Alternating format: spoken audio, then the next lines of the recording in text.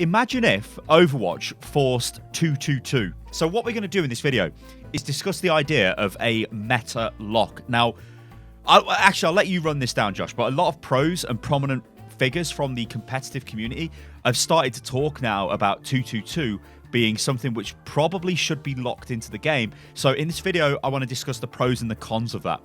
Yeah, so a lot of people have been discussing this for a long time. I mean, this isn't a new idea, but the idea overall is just that Overwatch gets locked into the format of having 2 tanks, 2 DPS, and 2 supports. So you just basically, you queue up and you queue up into those roles. And it's not just for role select, but it's just across the board. Everything is locked into that rigid 2-2-2 meta.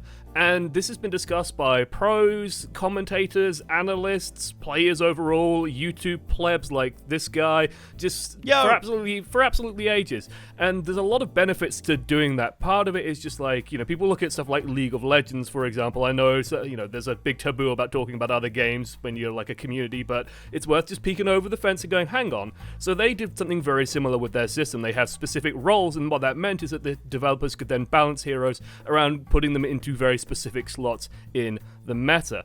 So with the idea of 2-2-2 is that you just go, well, you know that the DPS are always just going to be 2 DPS. You know that the tanks are always going to be 2 tanks. You don't suddenly have to worry about there being, 3 tanks involved and suddenly all that health, or 3 supports involved and all that healing being involved, stacking on top of one another. You know and can control how much is going into the game and into each role effectively. And that's sort of some of the perks, I suppose, of having that 2-2-2 role. Yeah, it gives a structure, right, for the devs to work around. But think about Overwatch and think about where it's come from. There has been some fairly diverse metas which have only really come around as a result of being able to just build teams based on whatever the hell you like. But if we go even further back, we go to the very dark time where there was no hero limit. And this 2-2-2 thing feels very similar to the no hero limit thing. And I almost feel like locking the meta back then, or even before this point, probably wasn't a good idea, but going forward now probably will be. So when we look at the whole reason why, we remember like 6 Tracers and 6 Divas and it used to be like double Winston, double Lucio, didn't it? And double Zen, and it was just like, what is it? It wasn't very good to watch. It was bad. The devs did act and they did get rid of that and said, look, it's a 1 hero limit per team. That's the reality we live in right now. However, what's happening now, and as I look forward into the future, obviously this is speculation and whatnot. Well, it's not really speculation because there's going to be more heroes into the game, right? There's going to be more maps in a way, but there's going to be more balance changes. But balance changes and new heroes are going to affect the meta. Look at Blizzard's track record recently with new heroes and what they've tried to do with them. And the big offender here is Brigitte, or maybe not so much offender, but the big evidence I've got is Brigitte, a hero that's come in to try and change the game away from a certain meta. She succeeded in that, but enabled another more stale meta, shall we say, to develop. Now, on the topic of GOATs and 3-3 tank comps with 3 supports, I actually find them quite interesting to watch personally, because there's a lot of little bits that go on, but as a spectacle, it's kind of boring seeing, it's GOATs again, it's GOATs again, it's GOATs again. It's not great to watch. So there is that consideration there where the devs need to look and think, actually, we need to move away from this probably. Now, the big issue with that right now is it's pretty impossible to do that because you can just have any team comp. So like Josh said, and like giving the League of Legends example as well, when they started rolling out things like, there's a jungler, there's a mid, there's a top laner, there's the AD carry, you suddenly are like, there's a structure to the team. So if you've got a structure, you can start balancing around that structure. And the big question here is, would Overwatch be in a better place if it forced 2 supports, 2 tanks, and 2 DPS? I can tell you right now, competitive ladder would be in a better place, because you wouldn't get those games that were just complete losses because nobody wants to play anything. But the bigger issue with Overwatch is it's not as simple as tank, support, healer. There are main tank, off tanks, there's main supports, there's off supports, there's different types of DPS, there's flankers, there's hits. There's a lot of different things to take into consideration. Yeah, there's a whole pile of these sort of little extra roles, I suppose, mini roles, main tank, off tank, hit scan, projectile, flanker, all these sorts of little mini roles. But we know what they are now. Yeah. We didn't know what they were before. And the crux is this, and I think you hit upon it, which is it going to be in a better state with this 2-2-2 lock? I know ZP was tweeting about it, and I even retweeted this because I thought it was such a correct point, which is that the argument against 222 and the argument against no hero limit was generally this utopian ideal of, oh, well, we have more options, and so the balance when it's perfect will be, you could do all these cool different crazy things with quad DPS and triple tank and quad support, and you could do all these cool little different things. But the reality isn't that happens. The reality is that you get people playing 5 divas and running around a point because that's the best way to stall. The reality is you get people playing triple tank, triple support for everything because you don't need DPS if everyone can just tank through everything with supports and just tankiness in general. So the utopian idea of like, oh, well, we could be in this meta, we could get to this point of game balance where it's good enough where we can start doing this crazy stuff and we can have it be really, really diverse and have tons of options available to you. That could happen, but it's probably going to take 7 years to get there with the rate that Blizzard's going in balance changes, and I don't think anyone's going to be playing Overwatch in that time. And I think the crux to me of this argument, the core of it, is always going to be, would Overwatch be in a better place if you locked the roles? And I think we both think that yes, but I want you to tell me why would it be a bad thing? What's wrong with that role lock? What could go wrong? The problem with the role lock is then you lose a lot of the game was designed to be flexible. They want you to be able to use the whole hero roster. Like, one of the core principles of Overwatch is you just swap to counter the enemy. So if the enemy are doing something, like that Symmetra crazy Bastion comp that we've seen in the North American contenders, it's effective, but then the other team go back to spawn, change it up, and then just basically kill them with a load of ultimates. But they changed to beat the problem in front of them, and that's what I think they want Overwatch to be, and they still want it to be like that. So if you roll out and say, right guys, it's 2-2-2, this means that you can't do kind of crazy comps, right? You can't have now I'm not saying these are effective comps, but you couldn't have like 1 tank, 3 DPS and 2 supports. But you know what? You see that quite a lot on ladder, don't you? You often see triple DPS because people want to play DPS, right?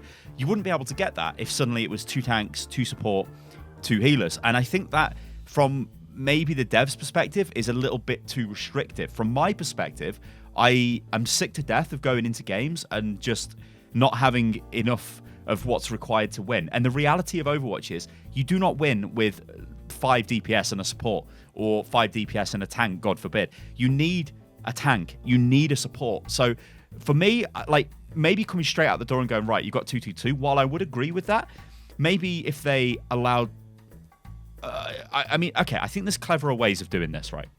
And I don't know why the matchmaker doesn't do this anyway, but what it should be doing is putting somebody with a lot of hours on a main tank into a team with somebody, well, with like the other 5 players should not have considerable amounts of hours on a main tank. Now, there are issues with this because the main tank player might want to play a different hero, and this was the whole thing with seeing public profiles, right? It's like, this guy's got 50 hours on Reinhardt, which this is the reason why I got my first ult account, was I played a ton of Reinhardt in Season 1 and Season 2, but then I wanted to play hitscan, and I'd go into games and it's like, no, play tank, and I'm like, what? But I want to play DPS. I was okay at it, and they're like, no, you're a main tank, we need a tank. So I was forced into playing tanks, so I bought a new account, which obviously isn't really the answer, is it? Anyway, now we've got private profiles, so it's not as bad. But if the game knows the type of player you are, it should be putting you together with other teammates to build a team. But this is going down the path of forcing the meta. But my idea would be just put a tank and a main support on the team. Maybe they don't want to play tank or main support in that game, and in that case, it is kind of a bust. But if they do, and there's more of a chance of those players doing it, then you've got a main support, so either Ana, Moira, or Mercy, and you've got a main tank, so a Reinhardt, Orisa, or Winston. You need a main tank and a main support to win in Overwatch. If you don't have one, and the enemy team do, you lose instantly. You lose on that select screen, and that, to me, is super frustrating. So maybe instead of coming out with just a straight-up role, not role lock, but a straight-up meta lock, team comp lock, maybe they could do it in other subtle ways that are not as sort of overbearing. But even so, they're still trying to artificially create the meta there. But I don't think anybody would disagree with me and say tanks, every comp needs a main tank, right? And a support. I mean, what the hell? You could make. There was a meta actually for a long time, like a while ago. Like we're talking a long time ago. But there was a quad DPS meta for a while. I think tanks were obsolete for a little while. It swings back and forth, but it did happen. Well, there you go. That wouldn't be possible if it was locked, right? Yes. The other sort of thing that we haven't touched on is that, well, if you do a 2-2-2 lock and you queue for DPS, then time waiting to find a game, especially at sort of Masters, Grandmaster level, would be half an hour. You'd be queuing for absolutely ages because everybody would be queuing for DPS. Do you see that as being a big problem? Do you see that as a problem? Would you say, like, okay, so I prefer to go into a game and have the team willing to play together, because this is the best game I've ever played when the team play together. When they don't, it's the most frustrating game ever. This is why people get really peed off with Overwatch, because it's like, yeah, one game's awesome, the next game's bad. Why was that? Well, the simple answer is the game that was awesome, everybody was playing the hero they wanted to play, and they were playing the roles they wanted to play, and we had a team comp, so we won. Yeah, and I agree with that. Like, you asked me the question straight back, and I would be fine with that. I'm kind of a patient person. I will say that, like, if I'm playing on stream and the queue time was half an hour, that'd be an issue. Yeah, that is true. So what I'm going to say is they need to allow us to do something. We should be able to play in the arcade while we're waiting for competitive matchmaking. And I think, to be honest, that would probably inject a little bit more life back into the arcade, because if you could sit in free-for-all or something, while you're waiting for the queue, that'd be fine then, instead of just staring at a screen like, oh, this is fun. The ability just to play free-for-all alone. I mean, they do this in, because I'm thinking like, oh, well, if you're in a team-based game and you're having a great time in the arcade, and I don't know, people are like taking it somewhat seriously. Sometimes it happens. Believe it or not, people get salty in the arcade. But, you get like into a team-based game and suddenly half your teammates disappear because they got pulled into a rank game. That might be a little bit frustrating. But just going into free-for-alls, for example, I know fighting games do this consistently, where they let you just stay in the training mode while you're in queue. They let you go and do sort of little casual things you can go and play versus computers while you're in the queue as well. So just giving you little things to do, and free-for-all I think would be just a great place for it. It would be frustrating at times, like, one kill for winning, oh no, the game popped, but it would still just, I don't know, it would be a fun way of doing things. I definitely think that a 2-2-2 lock would only help the game. I just think it would curb a lot of the frustrations, and it would just help with game balance overall. It would just make things feel a lot more organic. The comps that have always universally been the most frustrating to play against are generally stuff like quad tank, or generally stuff like quad triple support, triple tank as well. People generally don't want to play those, and they're generally forced into playing those. People like playing DPS. People I don't think will be against quad DPS, but it's very rare that it ends up happening. Like Sty says, main tanks and off tanks are very useful in general, so I think that it would only benefit the game. I think this utopian idea of, oh well, one day the balance will be so correct, it will just work and you'll be able to do all sorts of different cool things. I think by the time Blizzard gets to that point, nobody will be playing Overwatch. Everyone will be playing Call of Duty 19 or something. Who knows? Well, how would you implement this then? I would just go hard on it. I would just say, yeah, there's a 2-2-2 lock. Basically, when you go into a game, you queue up. You either select tank, DPS, or healer. Tanks can then select between just all the tanks and off tanks, like just the defense role, I suppose, the tank role. DPS players can select in the DPS role. Healers can select in the healer role. I know that technically you need off tanks and main tanks, but you kind of already run into that issue, and tanks players generally are good enough at sorting it out. Sometimes you'll get a main tank player, like a Reinhardt player, going, oh, I can't play Zarya or D.Va, which is rare, it feels like, but it does happen. It'll happen. Yeah. No, that's going to happen. But the thing with that, and this is always a comeback people say, it's like, oh, well, if you've got two tanks, I mean, this happens right now in LFG, right? If you go in, people are like, we're looking for a tank. You're like, yeah, I'm a tank player, but actually I'm a Roadhog main. I'm not a Reinhardt, but we don't have a main tank. You'll get kicked out of the group, right, until they find one, or maybe you go into the game and then you just don't even play as the main tank. You just play as whatever, because you've got the roles are locked, so you're just selecting from tanks. The answer I'd give to that is it reduces the chance of it happening, if you get what I'm saying, because they're committed to playing tanks anyway. The problem you see in competitive a lot right now is when everybody locks the hero, right, and there's no main tank selected, and that last guy is looking obviously at the hero select screen and he's thinking, I don't want to play Winston, I really don't want to play Reinhardt, so they pick Zarya, and you're like, it's a tank. So they know you need a tank, but it's not actually the tank you need, right? It's like, that's clearly like a DPS or somebody trying to fill the tank role. It's not actually a tank player. I mean, it might be a flex tank player or an off tank player, who knows? But if you committed to say, look, I'm going to be a tank, it reduces that chance of somebody having to like fill. And I honestly think filling in Overwatch is one of the worst feelings ever. Like when you have to fill, you feel like, okay, I'm playing Overwatch. I'm going to fill because I know we need Lucio, right? But maybe I don't want to play Lucio in this game, but whatever, I'm going to fill because I know we need it. We need the speed boost, whatever. So I pick Lucio, and then, even if you win, okay, it's going to feel good because you win, but it's not going to feel, I guess, as involved as if you were playing maybe the McCree you wanted to play. But if you lose, it feels really bad. You're like, oh my God, this doesn't feel great. And that's because you filled. And then you start getting sort of more selfish, right? You're like, why should I fill? Because I want to enjoy playing this game. And then you get all of this toxicity as a result of that, which has been covered to death with Overwatch. And maybe that's just solved like this overnight if they go, hey, 2-2-2. Because they did overnight go, hey, hero, 1 limit, that's it. Yeah, they went really back and forth on the decision, like, internally and sort of discussing it with the community, but Blizzard were adamant, like, really adamant. No, we don't want to lock it. We don't want to lock it. We don't want to do this.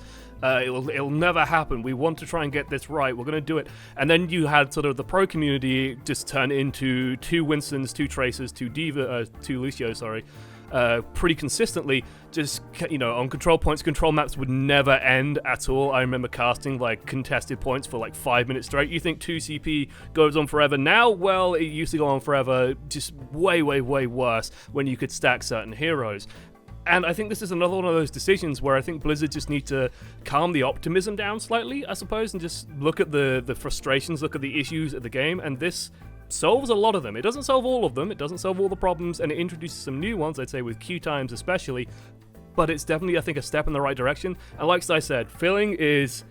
It's something that wears you down. Like, in my experience, you just get so worn down doing it because it feels like you're just wasting your time, and it feels like the people who don't fill get rewarded because you give up your fun and they're just going, oh, well, I'm just going to play Widowmaker in every single game. And they just do that, and you have to change what you're doing, and it's like, well, why am I being punished for, not getting to play what I want to play when this guy is just ignoring the team comp and not really playing Overwatch as a team-based game? Yeah, I mean, I wish sometimes Blizzard did make faster changes, because, I mean, even if they did go, right, okay, it's 2-2-2, and it didn't work, they could just go back, but they seem to be, like, adamant that they're never going to be like, we've made a mistake, so we're going to undo it. Are you familiar with the Infinity Blade thing on Fortnite? Yes, I am. All right, so I was watching the winter, whatever the hell it was called, right? And the clip that, I think Slasher put this clip onto Twitter, but the clip in question was, I was watching it live, and it's the end game, so like everybody's really super close, there's loads of building, whatever, but one guy's got this Infinity Blade, and you can jump through structures with it and just destroy everything, and it lets you jump and move rapidly. I think it gives you like double HP and shields. It's like totally over the top, and you get close to somebody, you can just cut them down and kill them, and this guy literally kills like 10 players. It's like completely ridiculously OP. Within like 24 hours, there's Epic are like, oh, actually, this is being put into the vault because it's just a bit broke. Sorry, guys.